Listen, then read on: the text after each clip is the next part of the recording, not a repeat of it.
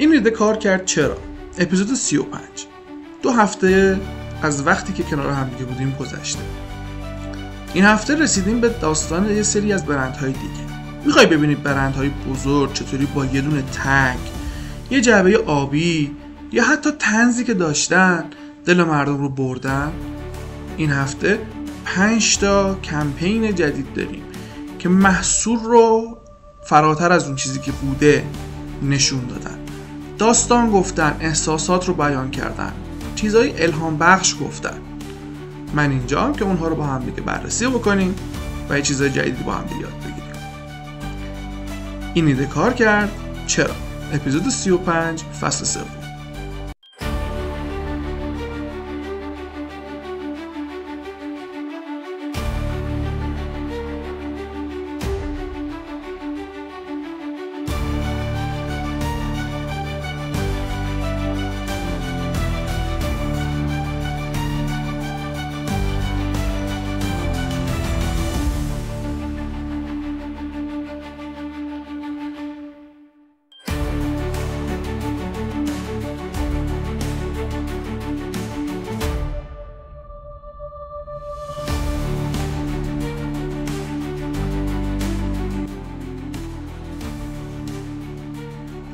سلام، خیلی ممنونم که در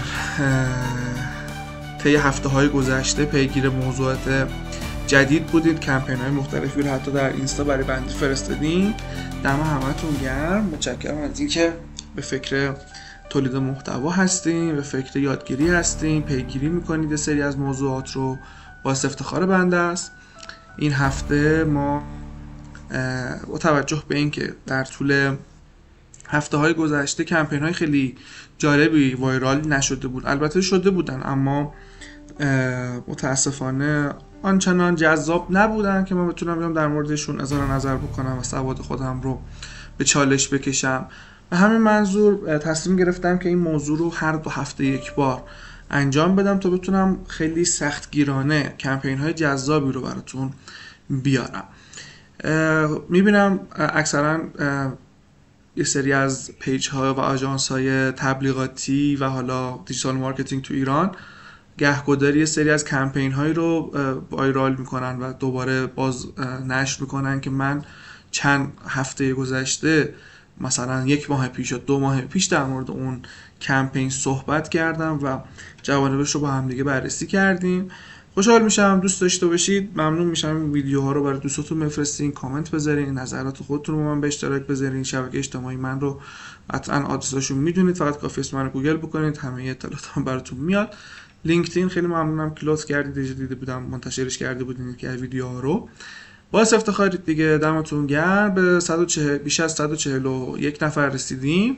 ویدیوهای هوش مصنوعی ترجیحاً بیشترشون کردم، امیدوارم که مورد پسند باشه. یه خبر جدیدم منتشر کردم نسبت به تعویض یه سری اتفاقات جالب واسه ماشینم که اون هم خبراش رو توی صفحه با من میذارم. این هفته بریم که سریعتر کمپینا رو با هم دیگه بررسی بکنیم و چیزهای جذابی رو با هم دیگه ببینیم. کمپین هایی که این هفته داریم و شرکت هایی که قراره در موردشون صحبت بکنیم: آیکیا و عرضم به خدمت شما که یک شرکت جذاب به اسم آتودسک، یک شرکت دیگه از برند جواهرات تیفانی اند کو و عرضم به خدمت شما که آژانس تبلیغاتی زولو آلفا کایلو یا شاید هم کیلو. و در آخر قراره که به کمپین های کریسمسی جان لوئیس بپردازیم. خب امیدوارم که بتونیم بهتر کنیم و بریم که با هم دیگه در مورد کمپین اول صحبت بکنیم. اول از همه توصیف بکنم که اون چه شرکتیه و بعد روال کار اینطوریه که کمپین رو یک توضیح کوتاهی در موردش خواهیم داشت. ویدیو اگر موزیک داشته باشه بدون موسیقی میذارم چون چندین و چند بار کپی رایت خوردم. متاسفانه تعدد رستریکشن در چنل ممکنه باعث ایجاد یه سری داستان‌های دوست نداشتنی بشه. عرضم به خدمت گل شما عزیزان این که بریم داشته باشیم. من داشتم نوتیف چک میکردم.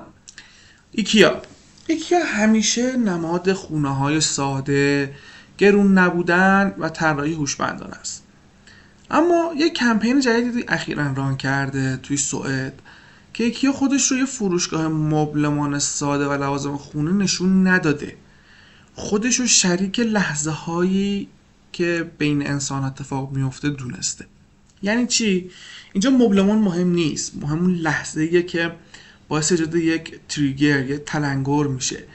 شروع یه رابطه، یه مهارت جدید، یه تغییری که میخواد با تغییر در خونت باشه، اتفاق بیفته و هماهنگ باشه. یکی تو این روایت نقش شنونده دلسوز رو داره. این مبل فلان تومن میگه وقتی زندگی تغییر میکنه من اینجام که خونه تو باهاش هماهنگ بکنیم.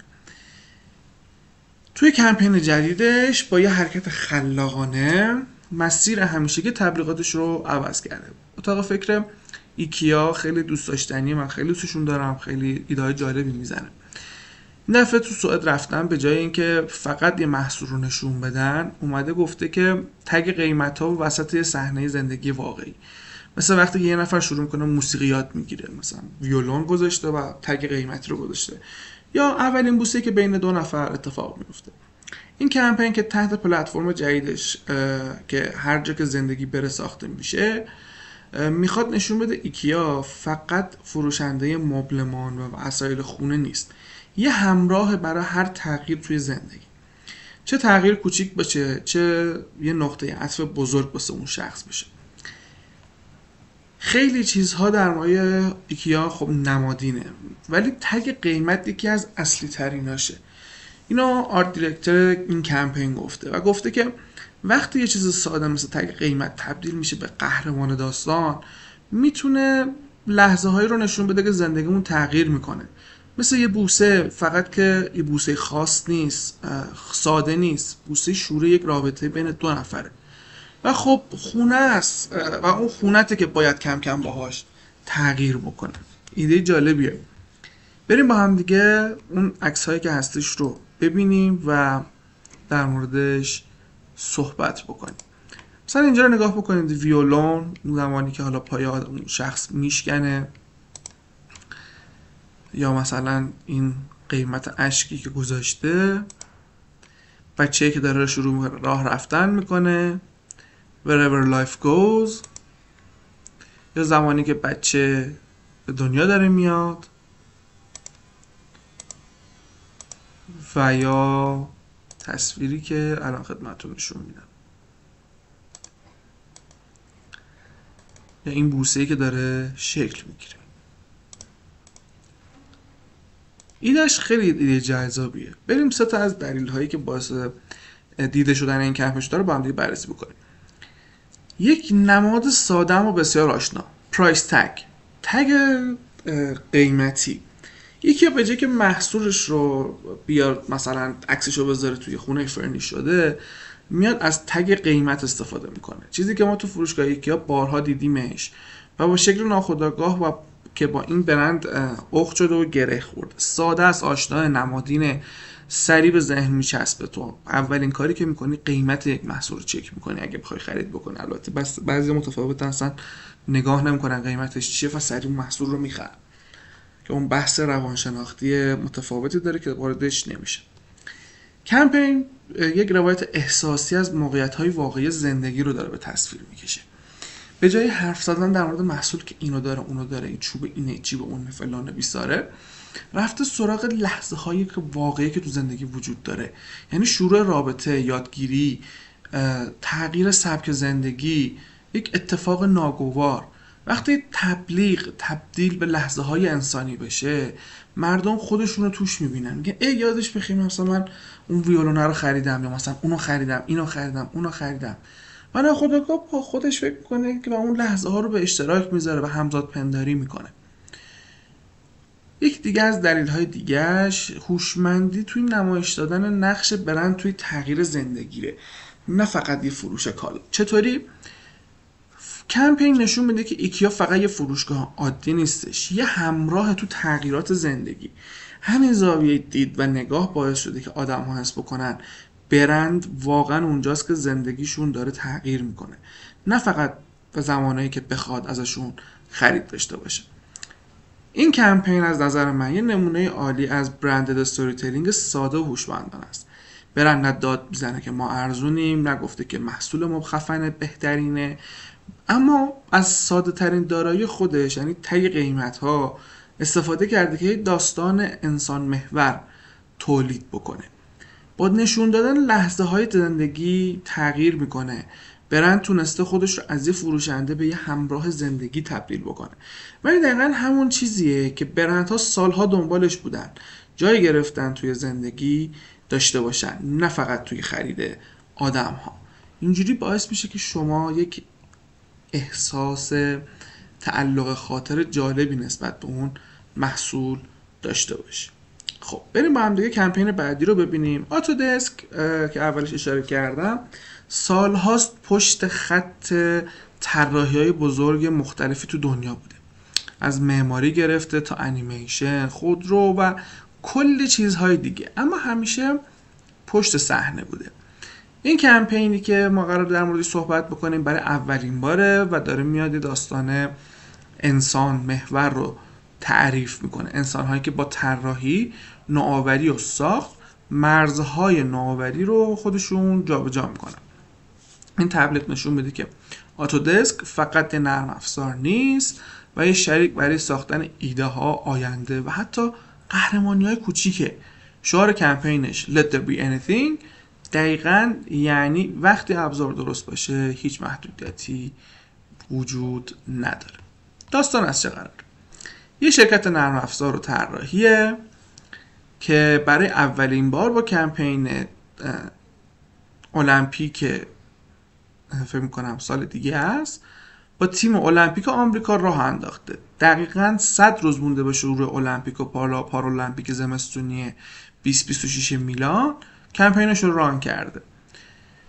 اسم کمپینش همونطور که گفتم Let there be anything یعنی بذار هر چیزی ممکن باشه.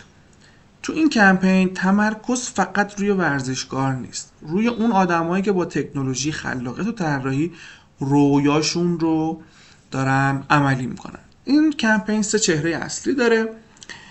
کلبی استیونسن، اسکیباس آزادکار که بعد از یه سانحه سخت با کمک تکنولوژی طراحی دوباره برگشته. ارین جکسون، اسکیت باز سرعتی که مهندسی دقیق رو با عملکردش ترکیب کرده. و مارک شولتز که استوبورد پارالمپیکی که خودش پرتز حرفه‌ایشو طراحی کرده. اینجا آتودسک فقط نمیگه ما نرم افزار طراحیم، میگه ما ابزار میسازیم که آدما باش آیندهشون رو بسازن. پشمام. کمپینش یه حرکت جسورانه است. از پشت پرده طراحی سازهای المپیک میاد رو صحنه و نشون میده که تکنولوژیش فقط برای ساخت ساختمون نیست، برای ساخت انگیزه، پیشرفت و قهرمانی هم هستش. بریم با هم دیگه کلیپشو ببینیم و به احتمال خیلی زیاد من صداش رو قطع خواهم کرد. Let there be anything.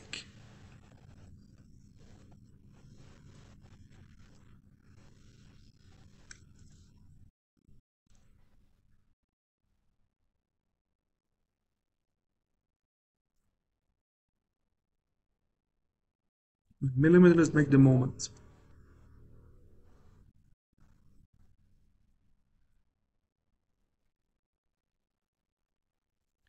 هشم. بریم 3 تا دلیل دیده شدنش رو با هم دیگه بررسی بکنیم. ایدهش خیلی جالب بود، ایده خیلی جذابی بود. دلیل اول، پیوند تکنولوژی با احساسات. Humanizing technology یعنی چی؟ یعنی به جای اینکه صرفا نرم افزار و قابلیتش بهت نشون بده، رفته سراغ آدمایی که با تکنولوژی زندگیشون رو تغییر دادن و ساختن. و وقتی یه برند تکنولوژی مثل آتودسک بیاد احساس و الهام بسازه، هم دیده میشه و هم تو خاطر آدم‌ها میمونه. ما دیدیم توی اون صحنه استوبورد اون کفش و اون پای مصنوعی اون شخص یک ذره حس جالبی میداد که این اصلا با آتودسک ساخته شده، اصلا دمش گرم بود. خب یه سلبریتی استوری تلینگ داریم یا شاید هم اتلیت استوری تلینگ، روایت ورزشکاری. یعنی کمپین از ورزشکارایی استفاده کرده که فقط قهرمان نیستن، داستان دارن. از پورتز دست مارک شولز تا بازگشت از صحنه کلبی استیونسن، اینا قصه هایی هن که مردم سعی میکنن با دد اون رو ببینن، بشنون، شنیده بشه و باهاش همزاد پنداری بکنن.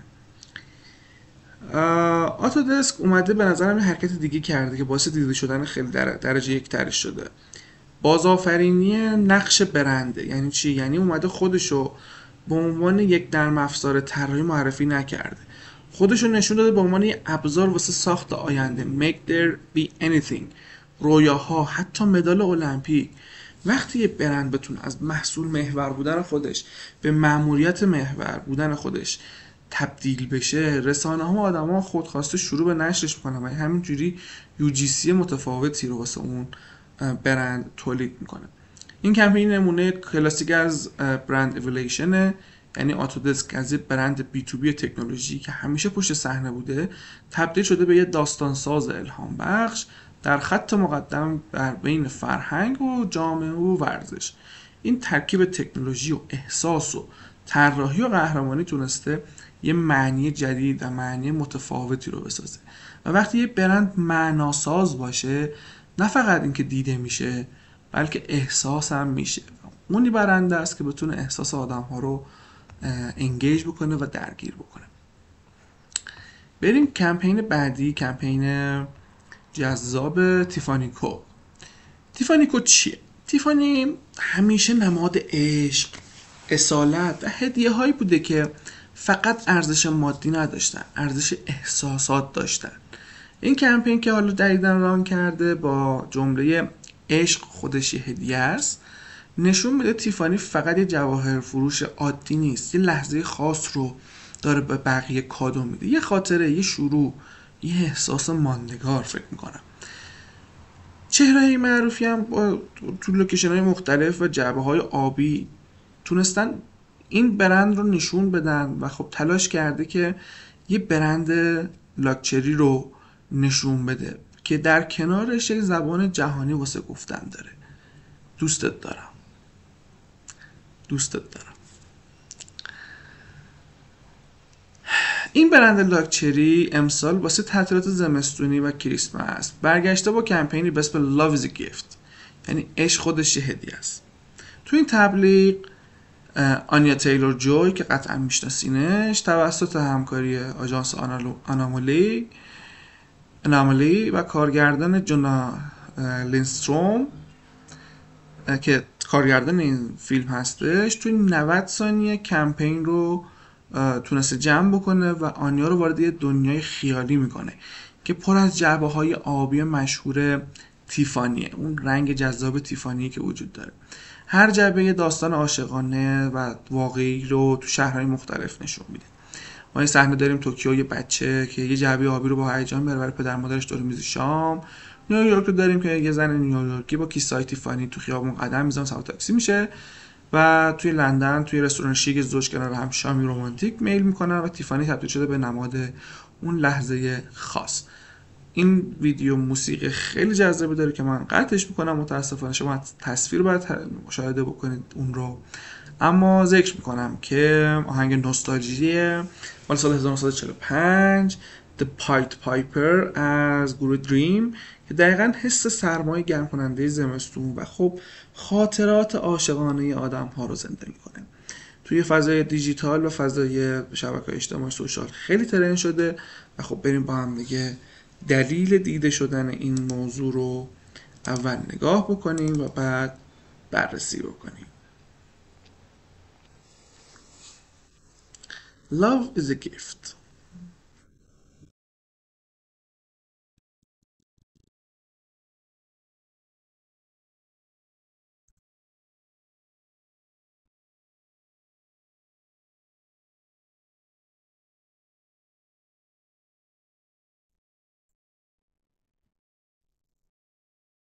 Open it.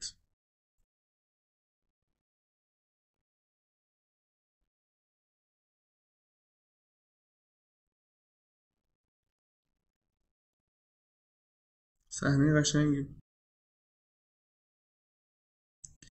تصاویر شما برای ویدیو اصلا میذارم نها کن اینا چقدر این انگشتره ایناش میش نشسته و خوبه.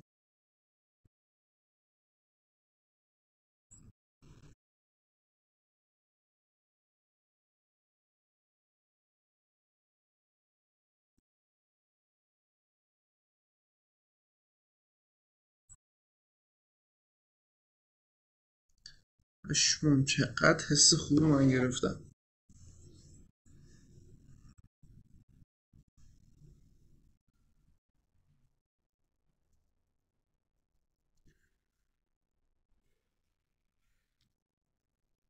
With lost since 1837 Tiffany Co.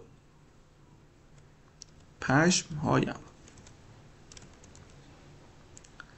خب بریم دلایل دیده شدن این داستان رو ببینیم. نماد افسانه‌ای تیفانی، اون بلو باکسشه، اون رنگ جذاب تیفانیشه. این کمپین به جای تمرکز روی خود جواهر که البته ما توی صحنه‌های جواهر هم می‌دیدیم دست بازیگر و اون آدمی که جعبه ها رو باز میکرد، ما یه تیکه های از جواهرات رو می‌دیدیم که شاینینگ بود و براق و جذاب بود و این نماد بسیار قشنگ و زیبایی رو نشون میداد و اون لحظه‌ای که نشونش میداد. ما تمرکز دقیق رو نداریم اما توی اون نشون میدیم، جعبه رو داریم به عنوان نماد و خب این باعث میشه آدم‌ها داستان رو بیشتر باش انگیج بکنن، ارتباط برقرار کنن و ببینن چرا سمت اون جعبه آبی داره نشون داده میشه. جعبه هم البته بدون لوگوه و همین هم باعث بیشتر شناخته شدنش میشه و اون زمانیه که یه برند بتونه از یه رنگ و یه جعبه برای روایت عشق و هدیه استفاده بکنه، یعنی به بالاترین سطح برندسازی رسیده. چقدر تو میتونی کار کرده باشی بعد از 1800 تا الان، بیش از 1.5 قرن یا 2 قرن تو شروع به فعالیت کرده باشی و اینجوری بتونی حس نوستالژی رو به مخاطبت برسونی. خب یه ترکیب لوکس بودن و اون خاطره بازی و اون نوستالژی و عشقای بسیار جذاب قدیمی که هست.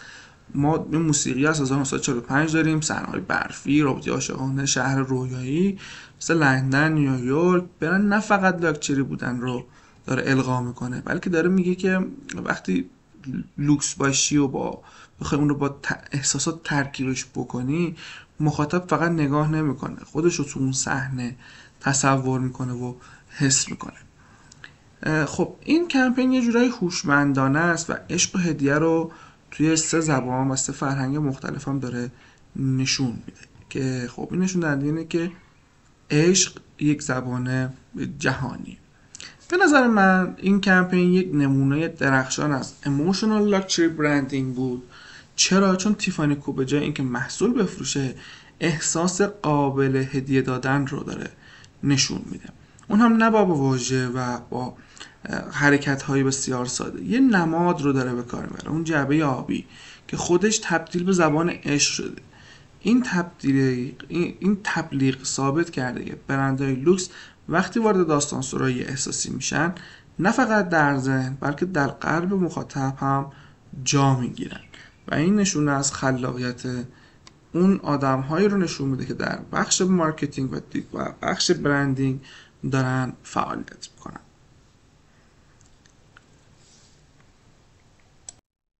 خب بریم کمپین بعدی رو با هم دیگه بررسی بکنیم. آژانس خلاقیت و برندینگ و تبلیغات زولو آلفا کیلو، یکی از معدود آژانس‌هایی که نه فقط تبلیغ میسازه بلکه صنعت تبلیغات رو خودش نقد میکنه. این کمپین نشون میده که برند از خود تبلیغات مهمتره. وقتی آژانس به این بزرگی جرأت داده به خودش که اعتیاد صنعت به جایزه نمایش و تقلب‌های خلاقانه رو مسخره بکنه، داره یه مسیر جدید رو میره. یعنی فقط دنبال جایزه نیست، دنبال صداقت و معناست. این تبلیغی که کار کرده نشون میده که قوی ترین تبلیغات ها اونایی هستن که جرأت دارن گوشه تاریک صنعت خودشون رو نشون بدن. حالا داستان از چه قراره؟ داستان از این قراره که آژانسی که اشاره کردم دوباره برگشته که صنعت تبلیغات رو مسخره کنه. یعنی خیلی تیز، با نمک و با پر از درد واقعی. بعد از کمپین معروفش سال 2022، یعنی handed mango chanty left handed mango chanty توی کمپین جدیدش با عنوان catch me if you can یک کنایه خیلی جذاب به جشنواره کنس لایونز داره و خب یه جلسه درمانی توی زندان رو تبدیل کرده به ساندویچ طنز نقد و واقعیت و تلخ. تو این فیلم زندانی دارن به جرمای خودشون اعتراف میکنن تا اینکه به چیف کریتیو آفیسر میرسن و اون اعتراف کنه من این پرونده جایزه رو جعل کردم و همین باعث میشه که حتی زندونی‌های واقعی هم جا بخورن. تیکش واضح و دردناکه، یعنی جعل تو صنعت تبلیغات حتی از جرم زندانی ها عجیب تر به نظر میرسه. فیلم توسط زک منوش یا منوهه شاید من اشتباه بگم با همکاری جانا فلاین و مایکل سینگر ساخته شده. زولو آلفا کایلو یا کیلو باز هم ثابت کرده که همیشه خلاق بود و هم صادق بود و هم شجاع بود. بریم ویدیوش رو بگیریم. Catch me if you can. All right, gentlemen. Thank you for joining the sharing circle today. This is a safe space. Let's get started. Name's Vlad, and I embezzled $20 million from a children's charity. Hi, I'm Marcus. I started a self-help retreat/cult. Those people treated me like a god. They say I brainwashed them, but they gave me their life savings. Fair and square. Thank you for opening up. No, thank you. Name's Ziggy.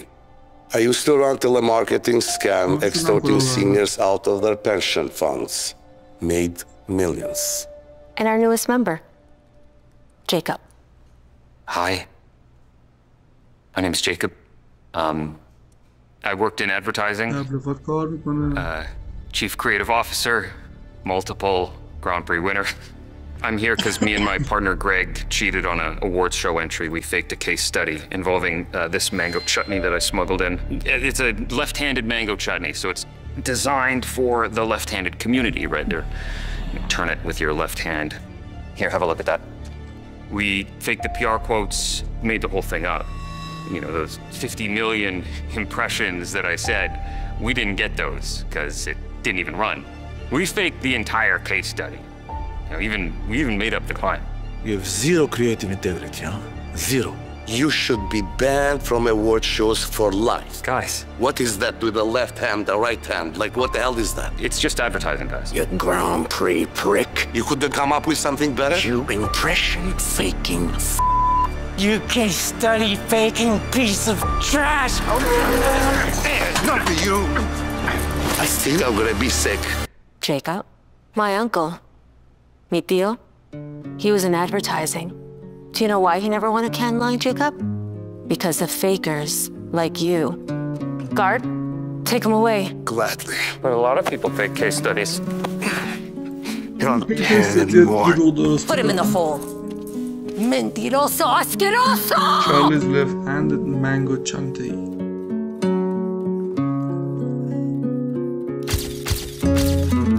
زلو آلفا کایلو شدم کیلو. بریم دلیل دیده شدنش رو با هم دیگه بررسی بکنیم. Self awareness marketing یعنی جسارت در نقد خود صنعت تبلیغات. کمپین به جای تبلیغ محصول یا خلاقیت مستقیما صنعت تبلیغات رو میزنه و زیر تیر نقد میگیره، اونم بدون ترس از آبرو یا جایزه‌ای. وقتی برندی بخواد بیاد این شکلی کار بکنه و جرأت بکنه مشکل واقعی صنعت خودش رو نمایش بده، توجه عموم و رسانه ها رو به سمت خودش جلب میکنه. ترکیب طنز تیز، کنایه و واقعیت تلخ. تبلیغ نه فقط بامزه است که یه سری جاش جالب بود، یه انتقاد بسیار دارکه، یعنی ترکیبی از طنز، افشاگر بودن و واقعیتی که همه تو این صنعت میدونن ولی به کسی به زبونش نمیاره. نتیجهش میشه چی به نظرم؟ مردم این مدل محتوا رو نه فقط میبینن بلکه منتشرش میکنن، نقلش میکنن، تو لینکدین در موردش صحبت میکنن که احتمالا خودم در موردش صحبت بکنم. استفاده از قالب جلسه اعتراف توی زندان برای نقد خلاقیت جعلی. این یه هوش روایی بالا داره.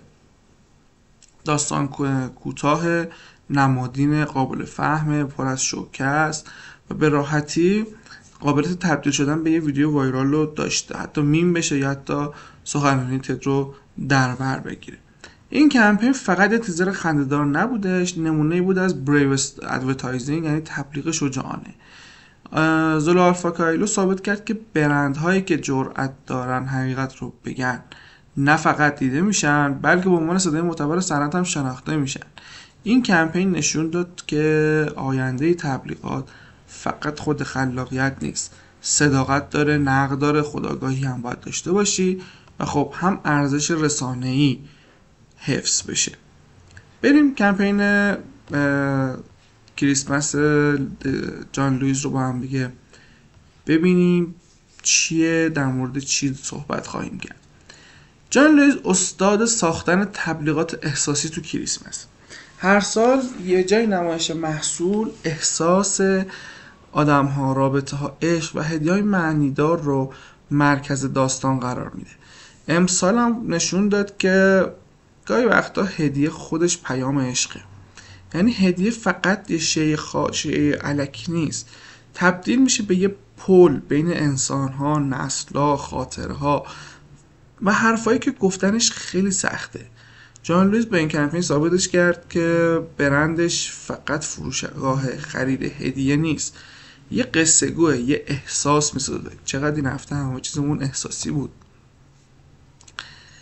و خب اسم کمپین هم که هم تو اشاره کردم Where Love Lives، این تبلیغ بر اساس یه حرف ساده ساخته شده. وقتی نمیتونی حرف دلتو به کسی بزنی، میتونی یه هدیه بدی که خودش حرف بزنه.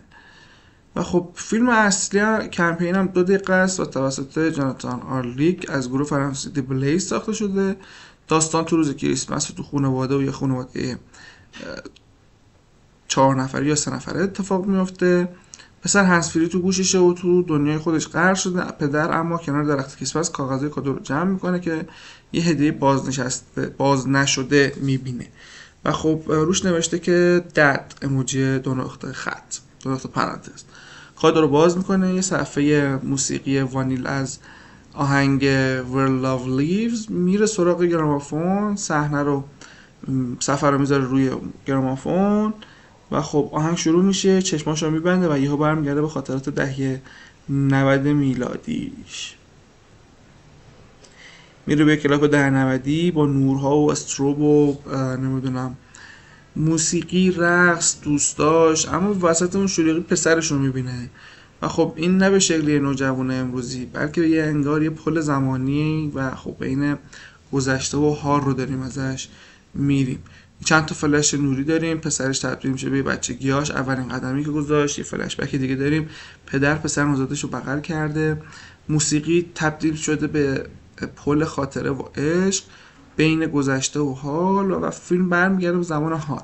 پدر هنوز غرق موسیقیه که پسرش پایین بهش داده و خب نگاه خجالت زده هم داره که پدرش اون پسر بغل بکنه و خب هیچ حرفی رد و بدل نمیشه اما همه چیز گفته میشه. یه هدیه جای 1000 تا حرفو میزنه. من موسیقی رو متاسفانه نمیتونم بذارم و خب اینجا بهتون میگم خودتون دانلود کنید. الیسون لیمریک نسخه جدید آهنگ لابرنس استفاده کرده و خب برند حتی نسخه محدود صفحه موسیقی رو با قیمت 15 یورو هم عرضه کرده که تمام سودش میره برای پروژه خیریه Building Happier Future. و خب بریم با هم دیگه ببینیمش.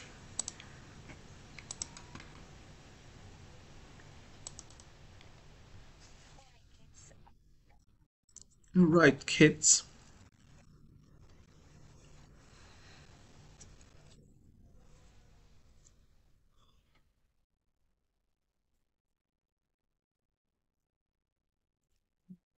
گفتم پدر صفحه پیدا میکنه، پسر با استراب شدیدی که داره از صحنه خارج شد، طرف حس جالبی گرفته.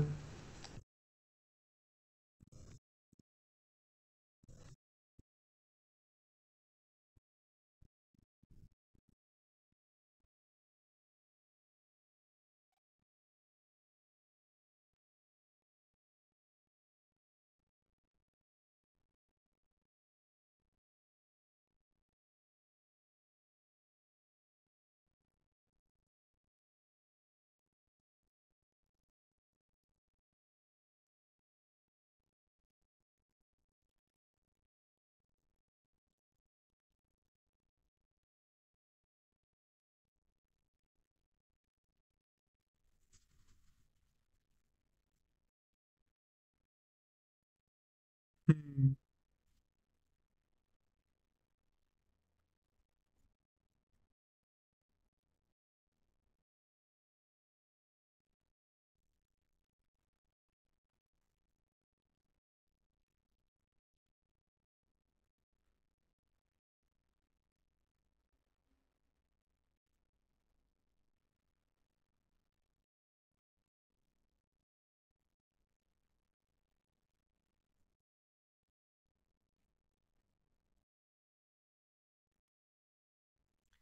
you can find the world, find the gift. جان لوئیس. اتاق فکر به شدت جذابی پشت این سیستم نشسته و خب پشمام حقیقتا مو به تنم سیخ شد.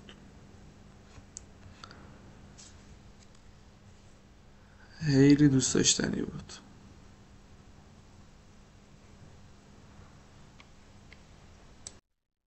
موسیقی کلاسیک و خاطر انگیز دهه 90 از آهنگ Where Love Lives با نسخه اصلی الیسون لیمریک و بازسازی توسط لابرینث باعث شده مردم با خاطرات خودشون ارتباط برقرار کنن سریع و با دیویدیو حس بگیرن و موسیقی خودش تبدیل شده به یه عامل وایرال شدنش. کمپین تمرکز کرده روی روابط خانوادگی و قدرت هدیه واسه بیان احساسات. این داستانیه که همه میتونن تو زندگی خودشون لمس کرده باشنش و همین باعث میشه که فیلم تو شبکه‌ها دست به دست هم بشه. ترکیب نوستالژی و مدرنیته پدر تو خاطرات دهه 90ش غرق شده، به کلاب دهه 90 میره و وقتی که برمیگرده حس و حال تجربه جدی و واقعی و مدرن رو ملموس رو درک میکنه و با پسرش ارتباط برقرار میکنه. این ترکیب باعث شده که ویدیو هم جذاب بشه و هم معنی دار. به نظرم این کمپین جان لوئیس نشون دادش که هدیه فقط محصول نیست بلکه خود احساسه. با ترکیب موسیقی، خاطره و داستان انسانی برند تونسته تجربه احساسی بسازه که مردم نه فقط نگاه کنن بلکه حسش کنن و اونو به اشتراک بذارن. درس اصلی که ازش میگیریم به نظرم اینه که وقتی محصول تبدیل به ابزار روایت احساس و ارتباط انسانی باشه، کمپین بیشتر دیده میشه و موندگارتر خواهد بود. بریم با هم دیگه ببینیم که این دفعه و این هفته چیا یاد گرفتیم. ایکیا با یه حرکت ساده و خلاقانه گذاشت تگ قیمت ها صحبت بکنن. پیامش چی بود؟ حتی یه چیز ساده مثل قیمت میتونه داستان زندگی و تغییر زندگی آدم ها رو روایت بکنه. گاهی همین چیزای کوچیک و نمادینی و ساده یه برند میتونه بزرگترین تاثیر رو داشته باشه. آتودسک با ورزشکارهایی که با تکنولوژی تونستن قهرمان بشن نشون دادش که ابزارهاش فقط واسه طراحی نیستش بلکه واسه ساختن زندگی و رویا هم کاربرد داره. وقتی برندت به آدم‌ها کمک میکنه رویاشون رو بسازن، داستانی خلق میکنه که دیده میشه و الهام بخش بقیه آدم هست. تیفانی با جعبه آبی نمادینش عشق و خاطره ها رو روایت کرد. برندهای لاکچری وقتی احساس و خاطره بفروشن نه فقط محصول رو دیده میشن و حس میشن. گاهی رنگ یا یه جعبه میتونه جای 1000 تا کلمه رو بگیره. یه کمپین جسورانه با طنز، اعتراف و خوب زندانی شدن نشون داده چطور صنعت خودشون رو میتونن نقد بکنن و نشون بدن که چطوری میشه اونها رو فریب داد تا بتونن جایزه ببرن. برندهایی که جرأت بیان حقیقت رو دارن هم دیده میشن و هم به عنوان صدای معتبر شناخته میشن. وایرال موندن و ماندگار شدن در شبکه‌های اجتماعی اینه که طنز داشته باشی و کاملا صادق باشی. تبلیغ کریسمسی جان لوئیس با آهنگ دهه 90 و هدیه که خودش حرف میزنه نشون دادش که هدیه میتونه جایگزین حرفهایی باشه که گفتنش سخته. وقتی محصول تبدیل میشه به احساس و خاطره، مردم نه فقط میخرن بلکه اون رو حسش میکنن. هدیه میتونه بین نسل‌ها و خاطرات داشته باشه. سادگی و نمادین بودن همیشه جواب میده. کمک به تحقق رویا و الهام بخشی برندت رو انسانی تر میکنه. احساس، خاطره و عشق باعث موندگار شدن اون برند میشه. صداقت و طنز جسورانه میتونه صدا و اعتبارت رو تو صنعت که داری کار میکنی بالا ببره. کمپین‌های خوب فقط محصول نمیفروشن، داستان، احساس و ارزش خلق میکنن. و هرچی با خلاقیت و کم جسارت همراه باشه بیشتر دیده میشه و تو ذهن مخاطب میمونه. مرسی که به اپیزود 35 از این ایده کار کرد چرا توجه کردید. من نیکار نظری هستم، شاید یک استراتژیست محتوا، مارکتینگ، دیجیتال مارکتینگ و برندینگ و فعال حوزه AI. ویدیوهایی رو در طول به این اپیزود بهتون پیشنهاد دادم، اگر مایل بودین حتما اونها رو مشاهده بکنید. در آخر هم ممنونم که همراه من بودید. این ویدیو رو هم نگاه کنید، شاید دلیل داشته سابسکرایب بهتون نره. مرسی، روز خوش، شاید هم شب خوش. ممنون.